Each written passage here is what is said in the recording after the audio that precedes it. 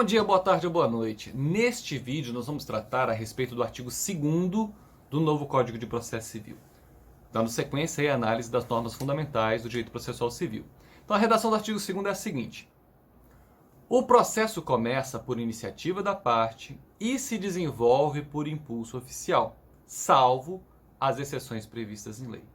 Então, quem já assistiu na minha playlist de Teoria Geral do Processo os vídeos sobre os princípios fundamentais da jurisdição, a começar pela inércia, e também o vídeo a respeito de ação, vai compreender bem melhor aqui o que diz o artigo 2º do novo Código. Tá? Percebam a importância do estudo da Teoria Geral do Processo para melhor compreensão do direito processual civil.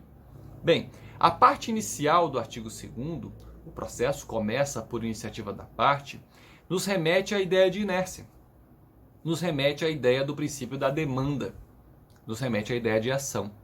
Por quê? Porque nós sabemos que, normalmente, não deve haver atividade jurisdicional sem provocação. Por isso é que o artigo 2º lembra que o processo começa por iniciativa da parte. E aí na doutrina muitos autores vão falar do princípio inquisitivo, que não é conveniente o juiz iniciar o processo porque isso pode comprometer a imparcialidade. Né? Isso sem falar de que o judiciário, agindo sem provocação, ele pode muitas vezes criar um problema onde não existe. Então, deve o judiciário esperar pela provocação e a partir daí, né? Lembrando que, já disse lá no vídeo sobre os princípios fundamentais da justiça, mas não custa lembrar, a célebre locução latina, nemo judex sine actori, não há juiz sem autor. Essa é a parte inicial do artigo 2º. E aí ele prossegue dizendo: e se desenvolve por impulso oficial. O impulso oficial, ora você vai ver o impulso oficial na doutrina como princípio do impulso oficial, mas há autores que expõem o impulso oficial como regra, a exemplo de Fred Dias Júnior. Mas seja o princípio ou seja a regra, o que você tem que entender é o seguinte: não obstante vigore no nosso ordenamento jurídico a ideia de inércia, a ideia do princípio da demanda, ou seja, o processo começa por iniciativa da parte, da feita que for deduzida uma pretensão em juízo, da feita que for proposta uma ação, o judiciário tem a obrigação de dar uma resposta, ainda que negativa. Então, para que ele possa dar essa resposta, vale o impulso oficial. Ou seja, a sequência ordenada de atos que devem ser praticados após a propositura da ação devem todos ser praticados de ofício. Ou seja, não são as partes que devem dizer para o juiz: excelência, paute a audiência, excelência, aprecie o pedido de produção de prova, enfim. E na prática isso é triste porque eu até entendo por que isso aconteça, em razão da quantidade absurda de processos que existem, mas de qualquer modo não se justifica.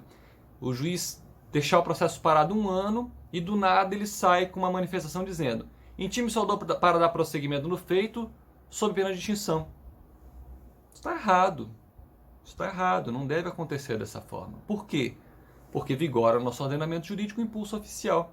Existe uma locução latina que se aplica aqui, eu vou botar a redação para vocês, que é iuria novit curia. O juiz é conhecedor da lei. Ele tem a obrigação de dar andamento à marcha processual. E mais, dentro de um prazo razoável. Não esqueçam do princípio da duração razoável do processo. Então é triste na prática essa constatação de que ainda tem magistrados raciocinando o novo código a partir do código revogado, querendo se livrar do processo de qualquer forma, né? Esquecendo da primazia do julgamento de mérito, que será objeto de análise em vídeos posteriores. Tá? Bem, 2 curiosidades interessantes aqui a respeito do artigo 2º.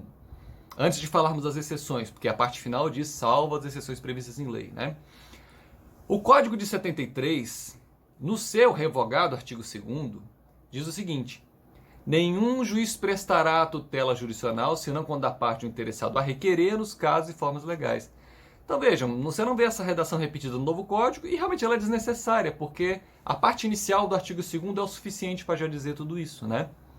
E é interessante como a redação do atual artigo 2º é quase que idêntica à redação do revogado artigo 262 do Código de 73, que tinha a seguinte redação: o processo civil começa por iniciativa da parte, mas se desenvolve por impulso oficial. Então vejam, é quase que idêntica, né?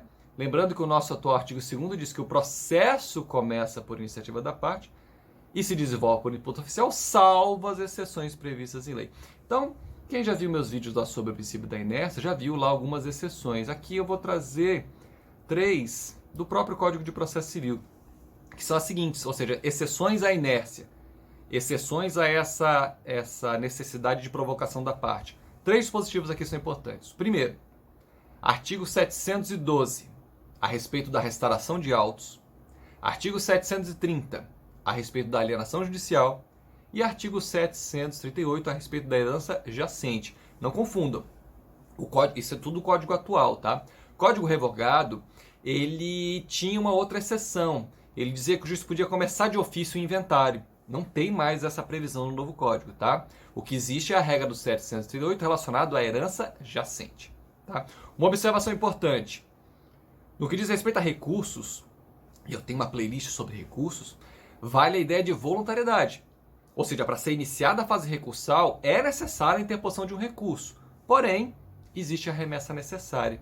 Então, a remessa necessária pode ser vista como uma exceção também. Eu tenho um vídeo já postado também a respeito de remessa necessária. Remeto vocês a ele.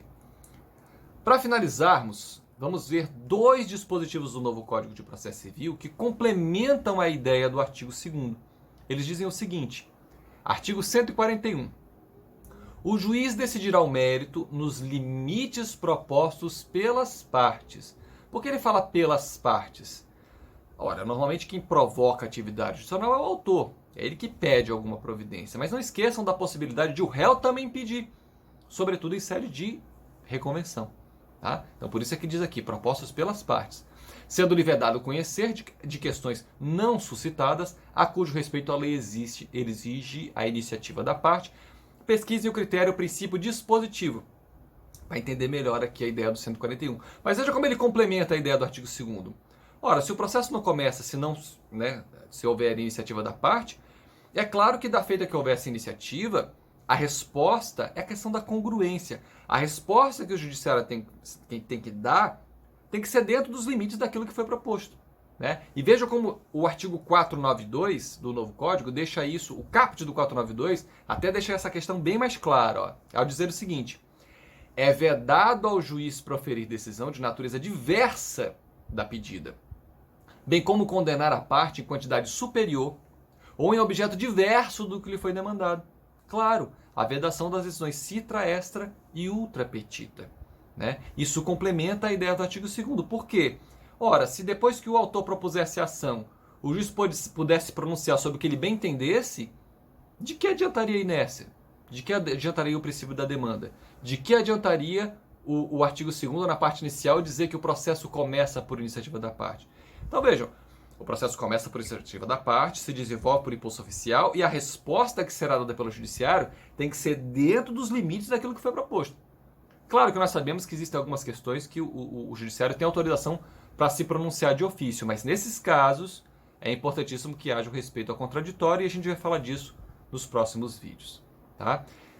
Lembro sempre, estou longe aqui de esgotar o tema, isso aqui é mais para despertar o interesse de vocês pelo assunto, tá? De qualquer modo, espero que vocês tenham gostado. Por hoje é só e até a próxima.